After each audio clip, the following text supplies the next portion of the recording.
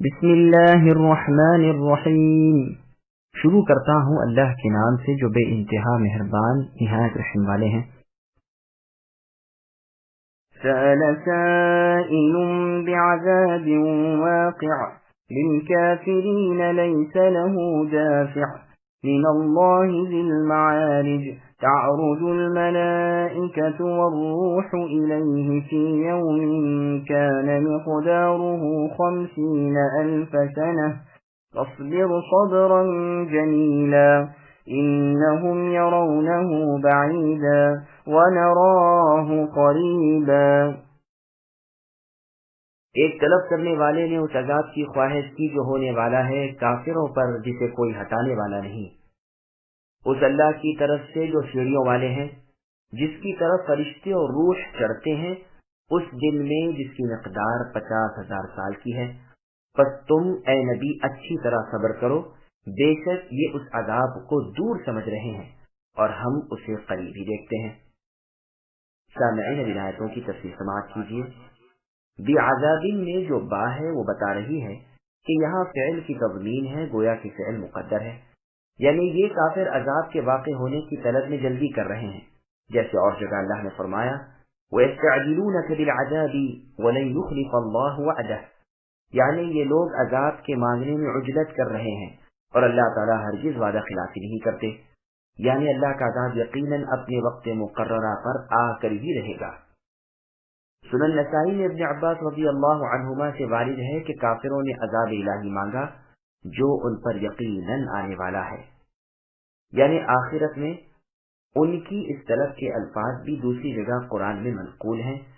اللہ کہتے ہیں اللہم ان کان ھذا ھو الحق من عندک فامطر علینا حجارة من السماء او ائتنا بعذاب علیم، یعنی اللہ تعالیٰ اگر یہ آپ کے پاس سے حق ہے تو ہم پر آسمان سے پتھر برسائے، ہمارے پاس کوئی دردناک عذاب لائیے۔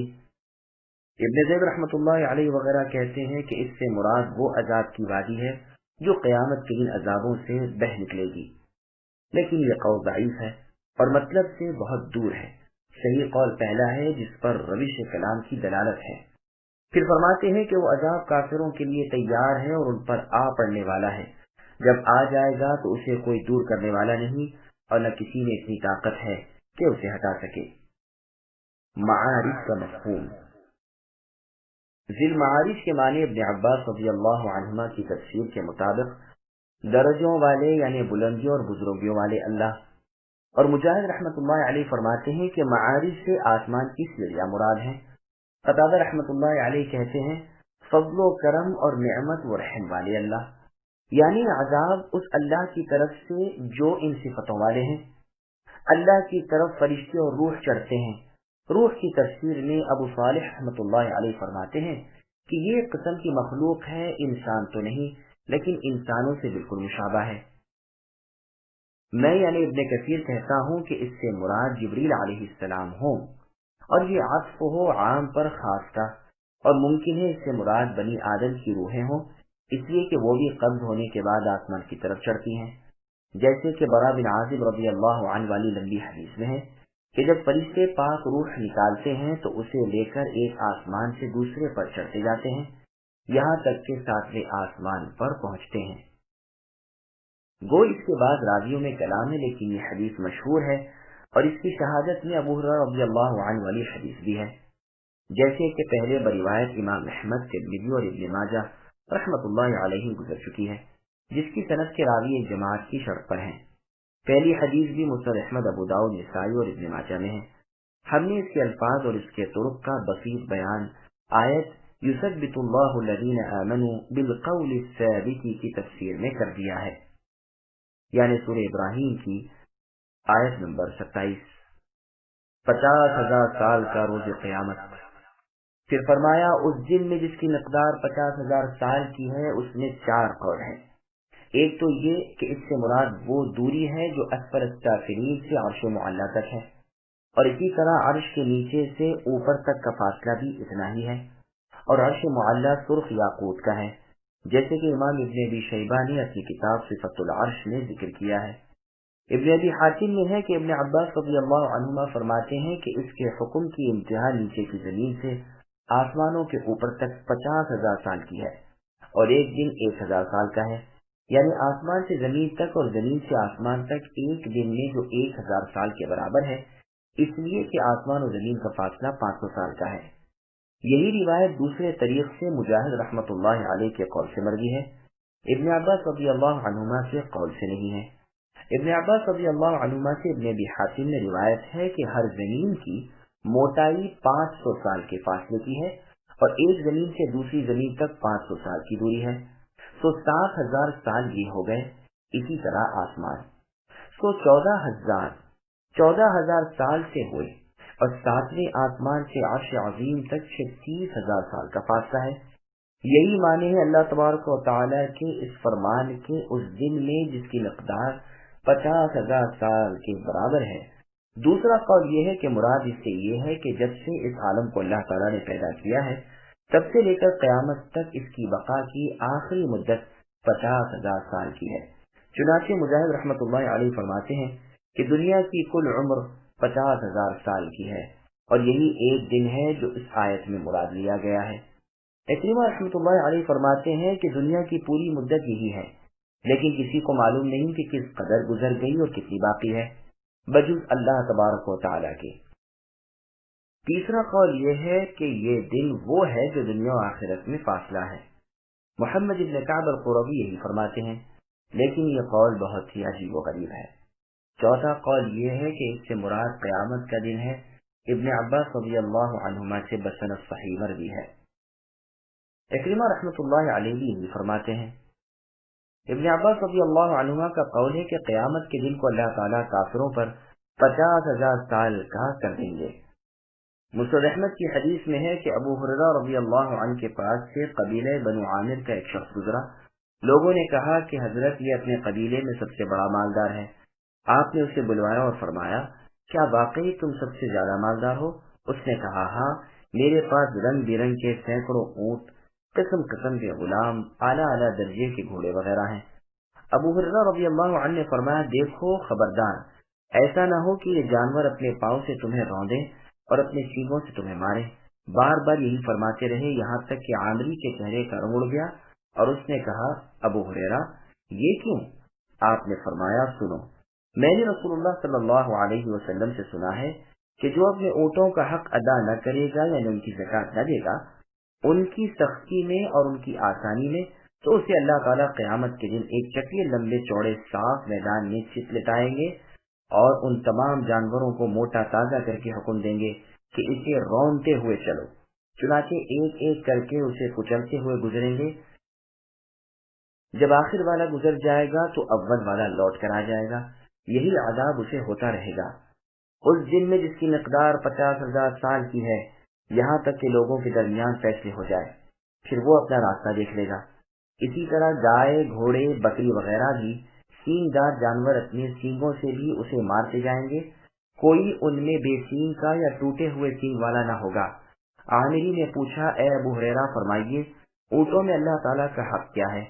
फरमाया, मिस्कीनों को सवारी के लिए तुहफतन देना, गुरबा के साथ सलूक करना, दूध पीने के लिए जानवर देना, उनके नरों की जरूरत जिन्हें मादा के लिए हो उन्हें मांगा हुआ बेकीमत देना। ये हदीस अबू दाऊद और निसाई में भी दूसरी सनद से मज़कूर है। मुस्नद अहमद की हदीस में है कि सोने चांदी के खजाने वाला उसका हक अदा न करेगा, यानी अगर उसकी ज़कात न देगा, उसका सोना चांदी तख्तियों की सूरत में बनाया जाएगा और जहन्नम की आग में तपाकर उसकी पेशानी, करवट और पीठ दागी जाएगी, यहाँ तक कि अल्लाह तबारक व तआला अपने बंदों के फैसले कर ले। उस दिन में जिसकी मिक़दार तुम्हारी गिनती से 50,000 साल की होगी, फिर वो अपना रास्ता जन्नत की तरफ या जहन्नम की तरफ देख लेगा। फिर आगे बकरियों और ऊँटों का बयान है, जैसे गुज़िश्ता रिवायत में भी बयान हुआ है। और सही मुस्लिम की हदीस में है कि घोड़े 3 किस्म के लोगों के लिए हैं। एक किस्म के तो अजर दिलाने वाले, दूसरी किस्म के पर्दापोशी करने वाले, तीसरी किस्म के बोझ ढोने वाले। ये हदीस पूरी सही मुस्लिम शरीफ में भी है। इन रिवायतों के पूरा बयान करने की और इनकी सनदों और अल्फाज के तमाम तर नकल करने की मुनासिब जगह अहकाम की किताब ज़कात है। यहाँ इनके वारिद करने से हमारी गर्ज सिर्फ इन अल्फाज से है کہ یہاں تک کہ اللہ تعالیٰ اپنے بندوں کے درمیان فیصلے کریں گے اس دن میں جس کی مقدار 50,000 سال کی ہے۔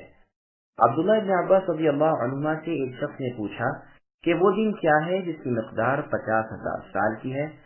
ابن عباس رضی اللہ عنہما نے فرمایا وہ کون سا 50,000 سال کا دن ہوگا؟ اس نے کہا کہ میں تو خود دریافت کرنے آیا ہوں۔ آپ نے فرمایا کہ سنو، یہ 2 دن ہیں جن کا ذکر اللہ تبارک و تعالیٰ نے اپنی کتاب میں کیا ہے۔ اللہ تعالیٰ ہی کو ان کی حقیقت کا بخوبی علم ہے۔ میں تو باوجود نہ جاننے کے کتاب اللہ میں کچھ کہنا مکروہ یعنی ناپسندیدہ جانتا ہوں۔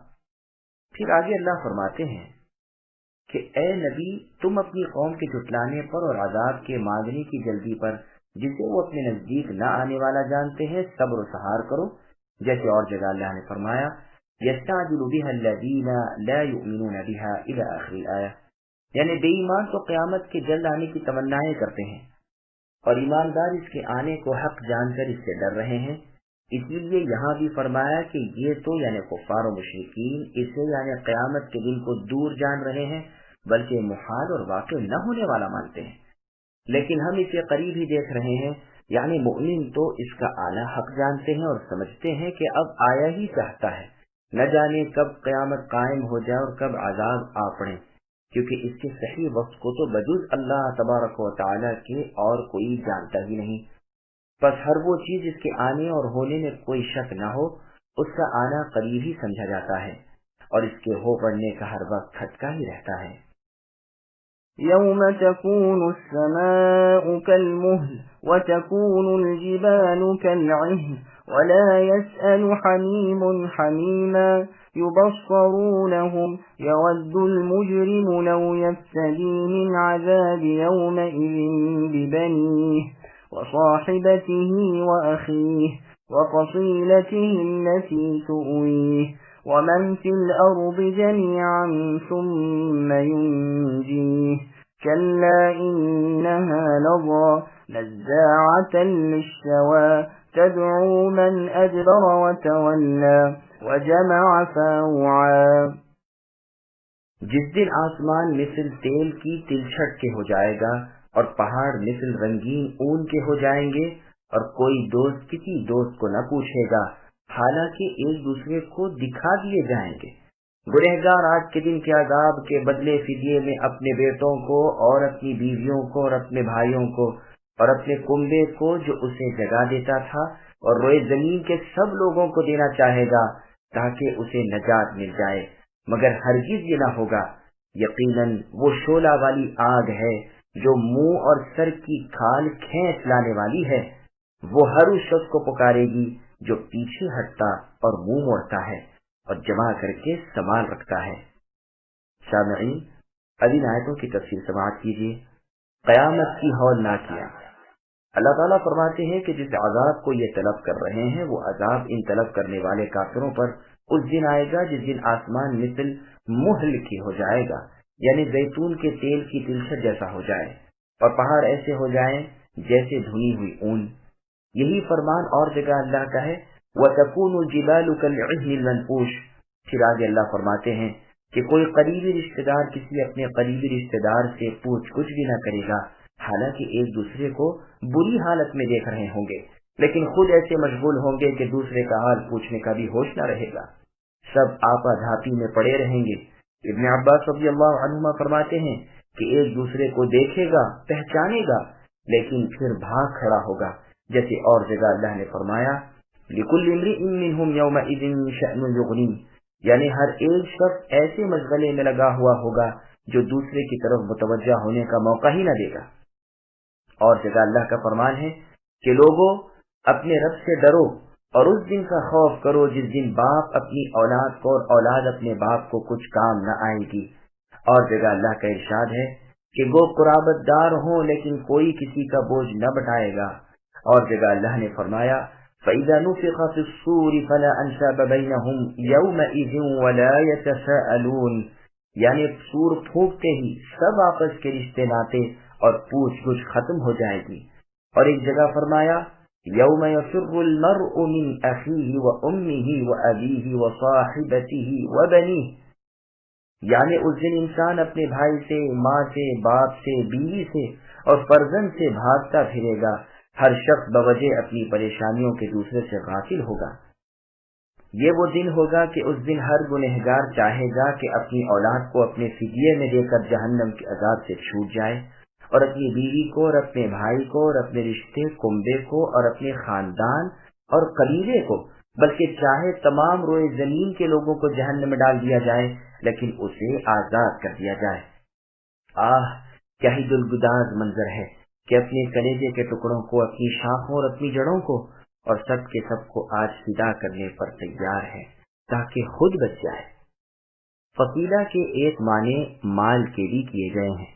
غرض کے تمام تر محبوب ہستیوں کو اپنی طرف سے بھیٹ میں دینے پر دل سے رضامند ہوگا، لیکن کوئی چیز کام نہ آئے گی، کوئی بدلہ اور فدیہ نہ کھپے گا، کوئی عوض اور معاوضہ قبول نہ کیا جائے گا، بلکہ اس آگ کے عذابوں میں ڈالا جائے گا جو اونچے اونچے اور تیز تیز شعلے پھینکنے والی اور سخت بھڑکنے والی ہے، جو سر کی کھال تک جھلسا کر کھینچ لاتی ہے، بدن کی کھال دور کر دیتی ہے اور کھوپڑی تل تلی کر دیتی ہے، ہڈیوں کو گوشت سے الگ کر دیتی ہے، رگ پھٹے کھچنے لگتے ہیں، ہاتھ پاؤں ایٹنے لگتے ہیں، پنڈلیاں کٹی جاتی ہیں، چہرہ بگڑ جاتا ہے، ہر عضو بگڑ جاتا ہے، چیخ پکار کرتا رہتا ہے، ہڈیوں کا چورا کرتی رہتی ہے، کھالیں جلاتی جاتی ہیں۔ یہ آگ اپنی فصیح زبان اور اونچی آواز سے اپنے والوں کو جنہوں نے دنیا میں بدکاریاں اور اللہ کی نافرمانیاں کی تھی پکارتی ہے۔ پھر جس طرح پرند جانور دانہ چگتا ہے، اسی طرح میدان محشر میں سے ایسے بد کردار لوگوں کو ایک ایک کر کے دیکھ بھال کر چن لیتی ہے۔ اب ان کی بدعمالیاں بیان ہو رہی ہیں کہ یہ دل سے جھٹلانے والے اور بدن سے عمل چھوڑ دینے والے تھے، یہ مال کو جمع کرنے والے اور سربند کر کے رکھ چھوڑنے والے تھے، اللہ تعالیٰ کے ضروری احکام میں بھی مال خرچ کرنے سے گریز کرتے تھے، بلکہ زکوٰۃ تک ادا نہ کرتے تھے۔ حدیث میں ہے رسول اللہ نے فرمایا، جس کو امام بخاری اور مسلم نے نکالا، کہ سمیٹ سمیٹ کر سینت سینت کر نہ رکھو ورنہ اللہ تعالیٰ بھی تجھ سے روک لیں گے۔ عبداللہ ابن حکم تو اس آیت پر عمل کرتے ہوئے کبھی تھیلی کا منہ ہی نہ باندھتے تھے۔ امام حسن بصری رحمۃ اللہ علیہ فرماتے ہیں کہ اے ابن آدم، اللہ تعالیٰ کی وعید سن رہا ہے پھر بھی مال سمیٹتا جا رہا ہے۔ قتادہ رحمۃ اللہ علیہ فرماتے ہیں کہ مال کو جمع کرنے میں حلال حرام کا پاس نہ رکھتا تھا اور اللہ تعالیٰ کا فرمان ہوتے ہوئے بھی خرچ کی ہمت نہیں کرتا تھا۔ إن الإنسان خلق هلوعا إذا مسه الشر جزوعا وإذا مسه الخير منوعا إلا المصلين الذين هم على صلاتهم دائمون والذين في أموالهم حق معلوم للسائل والمحروم والذين يصدقون بيوم الدين والذين هم من عذاب ربهم مشفقون إن عذاب ربهم غير مأمون والذين هم لفروجهم حافظون إلا على أزواجهم أو ما ملكت أيمانهم فإنهم غير ملومين فمن ابتغى وراء ذلك فأولئك هم العادون والذين هم لأماناتهم وعهدهم راعون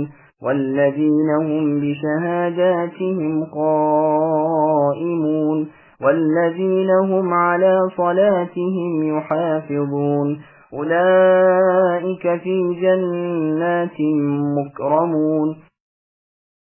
بے شک انسان بڑے کچے دل والا بنایا گیا ہے، جب اسے مصیبت پہنچتی ہے تو ہڑبڑا اٹھتا ہے اور جب راحت ملتی ہے تو بخل یعنی کنجوسی کرنے لگتا ہے، مگر وہ نمازی جو اپنی نماز پر ہمیشگی کرنے والے ہیں اور جن کے مالوں میں مقررہ حصہ ہے، مانگنے والوں کا بھی اور سوال سے بچنے والوں کا بھی، اور جو انصاف کے دن پر یقین رکھتے ہیں اور جو اپنے رب کے عذاب سے ڈرتے رہتے ہیں، بے شک ان کے رب کا عذاب بے خوف ہونے کی چیز نہیں۔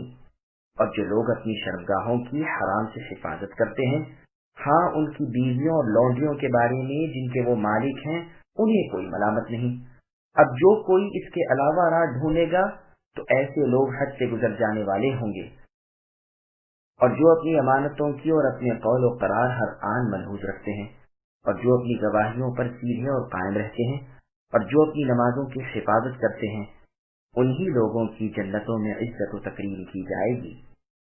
सामईन इन आयतों की तफसीर समाअत कीजिए। बेसब्री इंसानी आदत है। यहाँ इंसानी जिबिल्लत की कमजोरी बयान हो रही है कि बड़ा ही बेसब्रा है। मुसीबत के वक्त तो मारे घबराहट और परेशानी के बावला सा हो जाता है, गोया दिल उड़ गया और गोया अब कोई आस बाकी नहीं रही, और राहत के वक्त बखील कंजूस बन जाता है, अल्लाह ताला का हक भी डकार जाता है। सुनन नबी दाऊद और मुस्नद अहमद में नबी सल्लल्लाहु अलैहि वसल्लम का फरमान है, बदतरीन चीज इंसान में बेहद बखीली और इंतहाई दर्जे की नामर्दी है। फिर आगे अल्लाह ने फरमाया कि हाँ, इस मज़मूम खसलत से वो लोग दूर हैं जिन पर खास फज़्ल इलाही है और जिन्हें तौफीक खैर अजल से मिल चुकी है, जिनकी सिफतें ये हैं कि वो पूरे नमाजी हैं, वक्तों की निगहबानी करने वाले, वाजिबात नमाज को अच्छी तरह बजा लाने वाले, सुकून और इत्मीनान और खुशू और खुदू से पाबंदी के साथ नमाज अदा करने वाले हैं, जैसे कि अल्लाह ने फरमाया क़द अफ़लहल मुमिनून इला आखिरिल आयत। उन ईमानदारों ने नजात पाली जो अपनी नमाज खौफ इलाही से अदा करते हैं। ठहरे हुए बेहरकत के पानी को भी अरब माउन दाइमुन कहते हैं। इससे साबित हुआ कि नमाज में इत्मीनान वाजिब है। जो शख्स अपने रुकू और सजदे पूरी तरह ठहर कर बाइत्मीनान अदा नहीं करता, वो अपनी नमाज पर दायम नहीं, क्योंकि न वो सुकून करता है न इत्मीनान, बल्कि कब्जे की तरह ठोंगे मारता है। इसकी नमाज इसे नजात नहीं दिलवाएगी।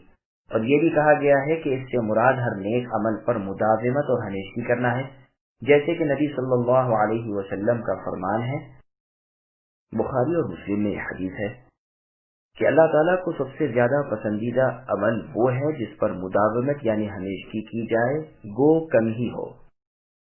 सही बुखारी में है, रसूलुल्लाह की आदत मुबारक भी यही थी कि जिस काम को करते उस पर हमेशगी करते। क़तादा रहमतुल्लाहि अलैहि फरमाते हैं कि हमसे जिक्र किया गया है कि दानियाल अलैहिस्सलाम पैगंबर ने उम्मत मोहम्मद की तारीफ करते हुए फरमाया कि वो ऐसी नमाज पढ़ेगी कि अगर कौम नूह ऐसी नमाज पढ़ती तो डूबती नहीं, और कौम आद की अगर ऐसी नमाज होती तो उन पर बेबरकती की हवाएं न भेजी जाती, और अगर कौम समूद की नमाज ऐसी होती तो उन्हें चीख से हलाक न किया जाता। पता है लोगों, नमाज को अच्छी तरह पाबंदी से पढ़ा करो। मोमिन का ये जेवर और उसका बेहतरीन खुल्क है, यानी अखलाक। मालों में गरीब का हिस्सा। फिर आगे अल्लाह फरमाते हैं कि इनके मालों में हाजतमंदों का भी मुकर्ररा हिस्सा है। साइलुन और महरूम की पूरी तफसीर सूरह ज़ारियात में गुजर चुकी है। ये लोग हिसाब और जजा के दिन पर भी यकीन कामिल और पूरा ईमान रखते हैं। इसी वजह से वो अमाल करते हैं जिनसे सवाब पाएं और अजाब से छूटें। फिर इनकी सिफत बयान होती है कि वो अपने रब के अजाब से डरने और खौफ खाने वाले हैं, जिस अजाब से कोई अक्लमंद इंसान बेखौफ नहीं रह सकता, हाँ जिसे अल्लाह ताला अमन दे। और ये लोग अपनी शर्मगाहों को हरामकारी से रोकते हैं, जहाँ अल्लाह ताला की इजाजत नहीं उस जगह से बचाते हैं। हाँ अपनी बीवियों और अपनी ममलूका लौंडियों से अपनी ख्वाहिश नफ्स पूरी करते हैं, तो इसमें उन पर कोई मलामत और अलाहना नहीं। लेकिन जो शख्स इनके अलावा और जगह या और तरह अपनी शहवत रानी करे, वो यकीनन हुदूद इलाही से तजावुज करने वाला है। इन दोनों आयतों की पूरी तफसीर क़द अफ़लहल मुमिनून में गुजर चुकी है, यहाँ दोबारा लाने की जरूरत नहीं। ये लोग अमानत के अदा करने वाले, वादों और अहदों, कौल और करार को पूरा करने वाले और अच्छी तरह निभाने वाले हैं। न खयानत करते हैं, न बदअहदी और न वादा शिकनी करते हैं। ये सब सिफतें मुमिनीन की हैं और इनके खिलाफ अमल करने वाला मुनाफिक है। जैसा कि सही हदीस में बुखारी और मुस्लिम की है, रसूलुल्लाह ने फरमाया, मुनाफिक की 3 खसलतें हैं, जब कभी बात करे तो झूठ बोले, जब कभी वादा करे तो उसके खिलाफ करे, और जब अमानत उसके पास रखी जाए तो खयानत करे। बुखारी और मुस्लिम की एक और रिवायत में है कि जब कभी मुनाफिक अहद करे तो उसे तोड़ दे, और जब कभी झगड़े तो गालियां बके। ये अपनी शहादतों यानी गवाहियों की भी हिफाजत करने वाले हैं, यानी न इसमें कमी करते हैं न ज्यादती, نہ گواہی دینے سے بھاگتے ہیں نہ اسے چھپاتے ہیں، جو چھپا لے تو وہ دل کا گنہگار ہے۔ پھر آگے فرمایا کہ وہ اپنی نماز کی پوری چوکسی کرتے ہیں، یعنی وقت پر ارکان اور واجبات اور مستحبات کو پوری طرح بجا لا کر نماز پڑھتے ہیں۔ یہاں یہ بات خاص توجہ کے لائق ہے کہ ان جنتیوں کے اوصاف بیان کرتے ہوئے شروع وصف بھی نماز کی ادائیگی کا بیان کیا اور ختم بھی اسی پر کیا۔ بس معلوم ہوا کہ نماز امر دین میں عظیم الشان کام ہے اور سب سے زیادہ شرف اور فضیلت والی چیز یہی ہے۔ اس کا ادا کرنا سخت ضروری اور اس کا بندوبست نہایت ہی تاکید والا ہے۔ سورہ قد افلح المؤمنون میں ٹھیک اسی طرح بیان ہوا ہے اور وہاں اوصاف کے بعد بیان فرمایا ہے کہ یہی لوگ ہمیشہ ہمیشہ کے لیے وارث فردوس ہیں، یعنی جنت فردوس میں داخل ہوں گے، اور یہاں فرمایا کہ یہی لوگ جنتی ہیں اور وہاں قسم قسم کی لذتوں اور خوشبوؤں سے عزت و اقبال کے ساتھ مسرور و محفوظ ہوں گے۔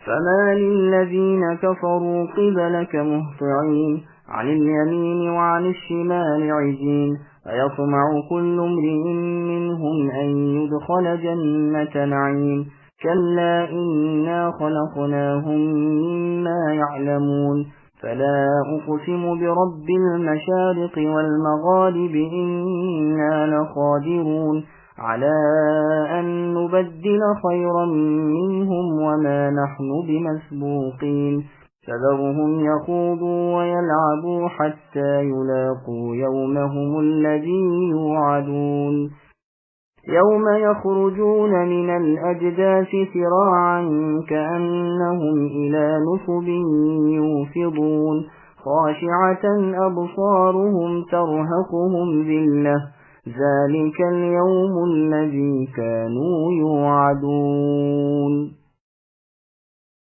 پر اے نبی کافر تمہاری طرف کیوں دوڑتے آتے ہیں، دائیں اور بائیں سے گروہ کے گروہ؟ کیا ان میں سے ہر ایک کی توقع یہ ہے کہ وہ نعمتوں والی جنت میں داخل کیا جائے گا؟ ایسا ہرگز نہ ہوگا، ہم نے انہیں اس چیز سے پیدا کیا ہے جسے وہ جانتے ہیں۔ بس مجھے قسم ہے مشرقوں اور مغربوں کے رب کی کہ ہم یقیناً قادر ہیں کہ ان کے عوض ان سے اچھے لوگ لے آئیں، ہم عاجز نہیں ہیں۔ بس تم انہیں جھگڑتا کھیلتا چھوڑ دو یہاں تک کہ یہ اپنے اس دن سے جا ملیں جس کا ان سے وعدہ کیا جاتا ہے، جس دن یہ قبروں سے دوڑتے ہوئے نکلیں گے گویا کہ وہ کسی تھان کی طرف تیز تیز جا رہے ہیں۔ ان کی آنکھیں جھکی ہوئی ہوں گی، ان پر ذلت چھا رہی ہوگی، یہ ہے وہ دن جس کا ان سے وعدہ کیا جاتا تھا۔ سامعین روایتوں کی تفسیر سماعت کیجیے۔ اللہ عز و جل ان کافروں پر انکار کر رہے ہیں جو رسول اللہ صلی اللہ علیہ وسلم کے مبارک زمانے میں تھے۔ خود آپ کو وہ دیکھ رہے تھے اور آپ جو ہدایت لے کر آئے وہ ان کے سامنے تھی اور آپ کے کھلے معجزے بھی اپنی آنکھوں سے دیکھ رہے تھے، پھر باوجود ان تمام باتوں کے وہ بھاگ جاتے تھے اور ٹولیاں ٹولیاں ہو کر دائیں بائیں کترا جاتے تھے، جیسے اور جگہ اللہ نے فرمایا فَمَا لَهُمْ عَنِ التَّذْكِرَةِ مُعْرِضِينَ، یہ نصیحت سے منہ پھیر کر ان گدھوں کی طرح جو شیر سے بھاگ رہے ہوں کیوں بھاگ رہے ہیں؟ یہاں بھی اسی طرح فرما رہے ہیں کہ ان کفار کو کیا ہو گیا ہے کہ یہ نفرت کر کے کیوں آپ کے پاس سے نبی بھاگے جا رہے ہیں، کیوں دائیں بائیں سرکتے جاتے ہیں، اور کیا وجہ ہے کہ متفرق طور پر اختلاف کے ساتھ ادھر ادھر ہو رہے ہیں۔ امام احمد بن حنبل رحمۃ اللہ علیہ نے خواہش نفس پر عمل کرنے والوں کے حق میں یہی فرمایا ہے کہ وہ کتاب اللہ کے مخالف ہوتے ہیں اور آپس میں بھی مختلف ہوتے ہیں۔ ہاں کتاب اللہ کی مخالفت میں سب متفق ہوتے ہیں۔ ابن عباس رضی اللہ عنہما سے بروایت عوفی مروی ہے کہ وہ ٹولیاں ہو کر بے پرواہی کے ساتھ آپ کے دائیں بائیں ہو کر آپ کو مذاق سے گھورتے ہیں۔ حسن بصری رحمۃ اللہ علیہ فرماتے ہیں کہ یعنی دائیں بائیں الگ ہو جاتے ہیں اور پوچھتے ہیں کہ اس شخص یعنی محمد صلی اللہ علیہ وسلم نے کیا کہا۔ قتادہ رحمۃ اللہ علیہ فرماتے ہیں کہ دائیں بائیں ٹولیاں ٹولیاں ہو کر رسول اللہ کے ارد گرد پھرتے رہتے ہیں، نہ کتاب اللہ کی چاہت ہے نہ رسول اللہ کی رغبت ہے۔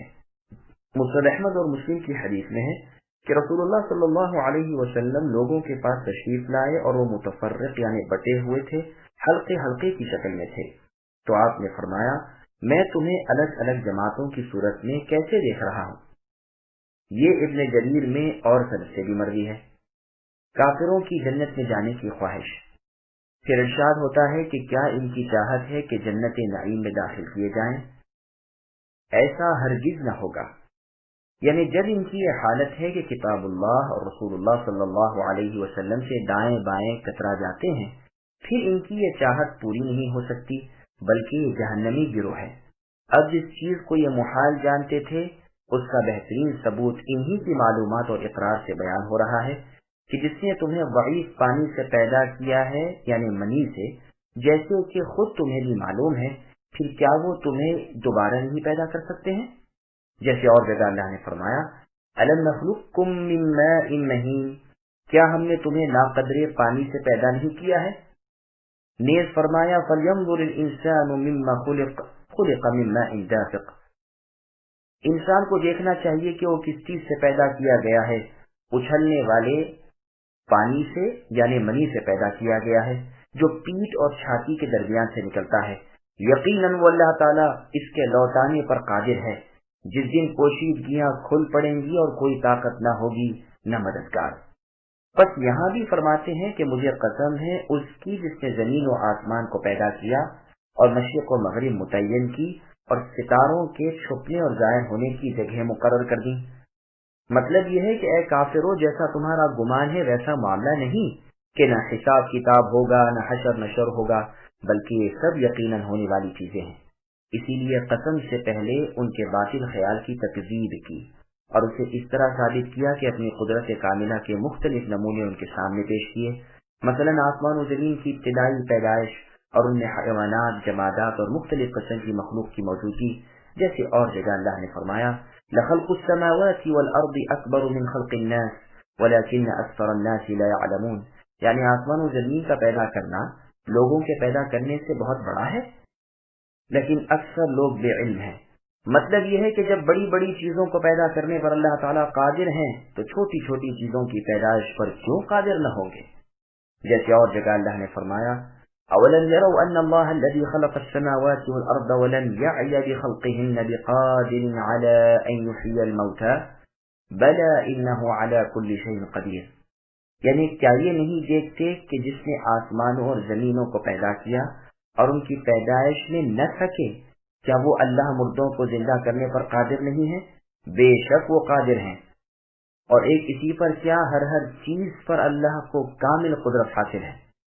ایک اور جگہ فرمایا اولیس الذی الی آخر الآیہ، یعنی کیا زمین و آسمان کو پیدا کرنے والے اللہ ان کے مثل پیدا کرنے پر قادر نہیں؟ ہاں ہیں، اور وہی اللہ پیدا کرنے والے اور جاننے والے ہیں۔ وہ جس چیز کا ارادہ کرے کہہ دیتے ہیں کہ ہو جا، وہ اسی وقت ہو جاتی ہے۔ مشرق اور مغرب کے رب، یہاں ارشاد ہو رہا ہے کہ مشرقوں اور مغربوں کے اس سے بھی بہتر صورت میں بدل ڈالنے پر پورے قادر ہیں۔ کوئی چیز، کوئی شخص اور کوئی کام ہمیں عاجز اور درماندہ نہیں کر سکتا۔ جیسے اور جگہ اللہ نے فرمایا اَيَحْسَبُ الْإِنسَانُ أَن لَّن نَّجْمَعَ عِظَامَهُ الْآيَاتِ، کیا کسی انسان کا یہ گمان ہے کہ ہم اس کی ہڈیاں جمع نہ کر سکیں گے؟ غلط گمان ہے، بلکہ ہم تو اس کی پور پور جمع کر کے ٹھیک ٹھاک بنا دیں گے۔ ایک اور جگہ اللہ نے فرمایا نحن قدرنا بینکم الموت الآیات، یعنی ہم نے تمہارے درمیان موت مقدر کر دی ہے، اور ہم اس سے عاجز نہیں کہ تم جیسوں کو بدل ڈالیں اور تمہیں اس نئی پیدائش میں پیدا کریں جسے تم جانتے بھی نہیں۔ بس ایک تو مطلب آیت سے مندرجہ بالا کا یہ ہے، دوسرا مطلب امام ابن جریر رحمۃ اللہ علیہ نے یہ بھی بیان فرمایا ہے کہ ہم اس امر پر قادر ہیں کہ تمہارے بدلے ایسے لوگ پیدا کر دیں جو ہمارے مطیع و فرمانبردار ہوں اور ہماری نافرمانیوں سے رکے رہنے والے ہوں۔ جیسے ایک اور جگہ اللہ نے فرمایا وَإِن تَوَلَّوْا الْآيَاتِ، یعنی اگر تم نے منہ موڑا تو اللہ تعالیٰ تمہارے سوا اور قوم لائیں گے اور وہ تم جیسی نہ ہوگی۔ لیکن پہلا مطلب دوسری آیتوں کی صاف دلالت کی وجہ سے زیادہ ظاہر ہے، واللہ سبحانہ وتعالی اعلم۔ جھٹلانے والوں کی روز قیامت پیشی۔ پھر آگے اللہ فرماتے ہیں اے نبی، انہیں ان کے جھٹلانے اور کفر کرنے اور سرکشی میں بڑھنے ہی میں چھوڑ دو، جس کا وبال ان پر اس دن آئے گا جس کا ان سے وعدہ ہو چکا ہے، جس دن اللہ تعالیٰ انہیں بلائیں گے اور یہ میدان محشر کی طرف جہاں انہیں حساب کے لیے کھڑا کیا جائے گا، اس طرح لپکتے ہوئے جائیں گے جس طرح دنیا میں کسی بت یا علم کو یا تھان اور چلے کو چھونے اور ڈنڈوت کرنے کے لیے ایک دوسرے سے آگے بڑھتے ہوئے جاتے ہیں۔ مارے شرم و ندامت کی نگاہیں زمین میں گڑی ہوئی ہوں گی اور چہروں پر پھٹکار برس رہی ہوگی۔ یہ ہے دنیا میں اللہ تعالیٰ کی اطاعت سے سرکشی کرنے کا نتیجہ، اور یہ ہے وہ دن جس کے ہونے کو آج محال جانتے ہیں، اور ہنسی مذاق میں نبی صلی اللہ علیہ وسلم کی اور شریعت کی اور کلام اللہ کی حقارت کرتے ہوئے کہتے ہیں کہ قیامت کیوں قائم نہیں ہوتی، ہم پر عذاب کیوں نہیں آتا۔ اللہ تعالیٰ اس قسم کے عناد و کفر، ضد اور ہردمی سے ہمیں اپنی پناہ میں رکھے اور اس دن کی ہولناکی اور رسوائیوں سے ہمیں محفوظ و مأمون فرمائے۔ سامعین، الحمدللہ سورۃ المعارج کی تفسیر مکمل ہوئی۔